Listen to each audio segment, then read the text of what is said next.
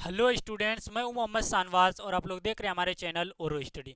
दोस्तों, आज हम लोग क्लास 10 संस्कृत में मोस्ट इंपॉर्टेंट क्वेश्चंस के सीरीज में आज हम लोग 7वें चैप्टर्स का इंपॉर्टेंट क्वेश्चंस देखने वाले हैं, जो स्टूडेंट्स 2023 में एग्जाम देंगे उनके लिए बहुत ज़्यादा इंपॉर्टेंट है। तो इससे पहले हम लोग 6 चैप्टर्स का इंपॉर्टेंट सब्जेक्टिव क्वेश्चंस देख चुके हैं, जो कि क्या क्या था इससे पहले लिए थे भारतीय संस्कारा पे। उसको जरूर देख लीजिएगा क्योंकि उसमें इतना इंपॉर्टेंट क्वेश्चन है कि कहने की कोई हद नहीं है। चलिए फिलहाल हम लोग आज जो चैप्टर्स देखने वाले हैं नीति श्लोक का पार्ट, इसका हम लोग क्वेश्चंस देखेंगे इंपॉर्टेंट। तो इसका अगर पीडीएफ लेना चाहते हैं तो आप टेलीग्राम ग्रुप ज्वाइन कर लीजिए, वहाँ से इसका पीडीएफ ले सकते हैं। चलिए, फर्स्ट क्वेश्चन आपके सामने है, मूर्ख किसे कहा गया है।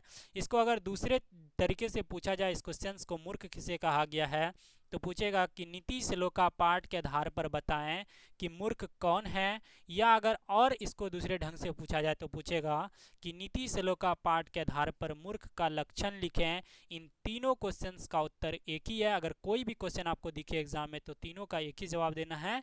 ये उत्तर जो आपको बताएंगे अभी। चलिए, इसका उत्तर देख लेते हैं क्या होता है। नीति श्लोका पाठ के आधार पर महात्मा विदुर ने मूर्ख मनुष्य के 3 लक्षण बताए हैं। मूर्ख मनुष्य के कितने लक्षण बताए हैं? 3 लक्षण बताए हैं। ऐसा व्यक्ति जो बिना बुलाए आता है, पहला लक्षण हुआ। ऐसा व्यक्ति जो बिना बुलाए आता है तथा बिना पूछे ही अधिक बोलता है, दूसरा लक्षण हुआ। क्या हुआ? पहला लक्षण क्या था? जो व्यक्ति बिना बुलाए आता है, बिना उसको बुलाए वो आ जाता था, या बिना पूछे अधिक बोलता है, या अविश्वासी पर विश्वास करता है। ये 3 लक्षण है। पहला लक्षण क्या था? बिना बुलाए आता है। दूसरा था बिना पूछे अधिक बोलता है। और तीसरा लक्षण है अविश्वासी पर विश्वास करता है। ये 3 लक्षण महात्मा विदुर ने नीति श्लोका पाठ में बताए हैं, मूर्ख के लक्षण।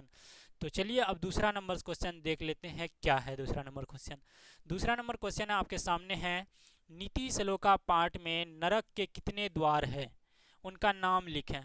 नरक के कितने द्वार हैं, उनके नाम लिखने को बोल रहा है। तो चलिए इसका उत्तर देख लेते हैं। ऑब्जेक्टिव टाइप क्वेश्चन है, आपको इसको ऑब्जेक्टिव में भी पूछ सकता है इस क्वेश्चन को, ठीक। नरक के 3 द्वार है। नरक के कितने द्वार है? 3 द्वार है। पहला है काम, दूसरा है क्रोध, और तीसरा है लोभ। काम, क्रोध, लोभ, ये नरक के 3 द्वार है, नीति श्लोका पाठ के आधार पर बताया गया है।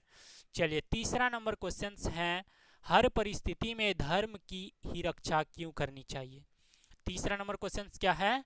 हर परिस्थिति में धर्म की ही रक्षा क्यों करनी चाहिए। इसका उत्तर अगर चाहते हैं तो देखिए उत्तर क्या है। इसका उत्तर है, हर परिस्थिति में धर्म की रक्षा करनी चाहिए क्योंकि एकमात्र धर्म ही सबसे बड़ा धन है। क्या बोल रहा है? क्योंकि एकमात्र धर्म ही सबसे बड़ा धन है। धर्म जो ही है सबसे बड़ा धन माना जाता है, जो हर परिस्थिति में धर्म की रक्षा करनी चाहिए। इससे सीख मिलता है कि हमें धर्म के प्रति लगाव रखनी चाहिए क्योंकि ये सबसे बड़ा अनमोल रत्न है। चलिए चौथा नंबर क्वेश्चन है आपके सामने है, पंडित किसे कहा गया है। पठित पाठ के आधार पर स्पष्ट करना है, पंडित किसे कहा गया है। या इसको दूसरे तरीके से अगर पूछा जाए तो पूछेगा आपसे क्वेश्चन कि नीति श्लोका पाठ के आधार पर पंडित के कौन कौन से गुण हैं, इसको बताना है।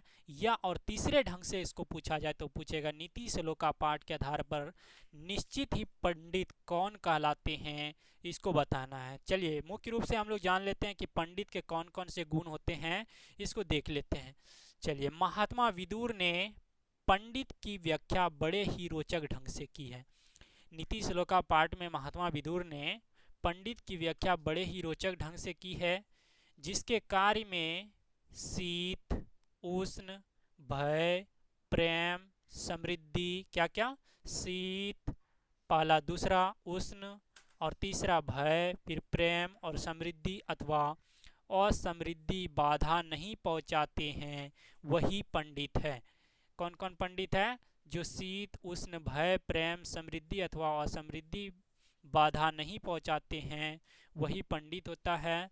सभी तत्व को जानने वाला, अपने कर्म को योग की तरह जानने वाला और मनुष्य धर्म निभाने वाला ही पंडित कहलाता है। कौन कौन से चीज से कहलाता है पंडित? सभी तत्व को जानने वाला, अपने कर्म को योग की तरह जानने वाला और मनुष्य धर्म निभाने वाला ही पंडित कहलाता है। चलिए अब चलते हैं 5वें नंबर क्वेश्चंस की ओर, जो कि आपके एग्ज़ाम के लिए बहुत ज़्यादा इम्पोर्टेंट है। क्या है क्वेश्चन 5वां नंबर? नीति श्लोका पाठ के आधार पर अधम नर किसे कहा गया है? क्या बोल रहा है? नीति श्लोका पाठ के आधार पर अधम नर किसे कहा गया है? अधम नर मतलब सबसे नीचे जाति को किसे कहा गया है? व्यक्ति। ठीक। नीति श्लोका पाठ के आधार पर वैसे व्यक्ति जो बिना बुलाए आ जाता है, बिना पूछे बहुत बोलता है और अविश्वासियों पर विश्वास करता है, अधम कहलाते हैं। उसे ही अधम कहा गया है इस पाठ में। आई होप आप लोगों को बहुत ही मज़ा आया होगा इस चैप्टर्स का इम्पोर्टेंट क्वेश्चन, जो कि आपके 2023 एग्ज़ाम में, जो कि अब 15 दिन या 20 दिन बचा हुआ है, आपके एग्ज़ाम में डायरेक्ट हिट करेगा। तो आप इसको ज़रूर देखिएगा दोस्तों। और हम लोग और भी चैप्टर्स कराएंगे, जितना भी चैप्टर्स आगे बचा हुआ है सारा चैप्टर्स कराएंगे, 14 चैप्टर्स कराएंगे हम लोग। इससे पीछे जितना भी इंपॉर्टेंट क्वेश्चन बताया गया उसको ज़रूर देखने का प्रयास कीजिएगा, क्योंकि आपके लिए बहुत ज़्यादा इंपॉर्टेंट है। तो चलिए, इसका PDF अगर लेना चाहते हैं तो आप टेलीग्राम ग्रुप ज्वाइन कर लीजिए। आप कैसे ज्वाइन कीजिएगा? डिस्क्रिप्शन में लिंक दिया हुआ है, वहाँ से ज्वाइन कर सकते हैं, या आप ओरो स्टडी सर्च करके भी ज्वाइन कर सकते हैं। चलिए फिर मिलते हैं अगले वीडियो के साथ। तब तक अपने फ्रेंड सर्कल में इसको ज़्यादा से ज़्यादा शेयर करने का प्रयास कीजिएगा। आई होप फ्रेंड्स, आप लोगों को जो भी दिक्कत हो, जो भी टॉपिक पे वीडियो चाहिए, आप कमेंट कीजिएगा, या आप फीडबैक देने के लिए छोटा सा कमेंट कीजिएगा अपना थ्रू। चलिए फिर मिलते हैं अगले वीडियो में।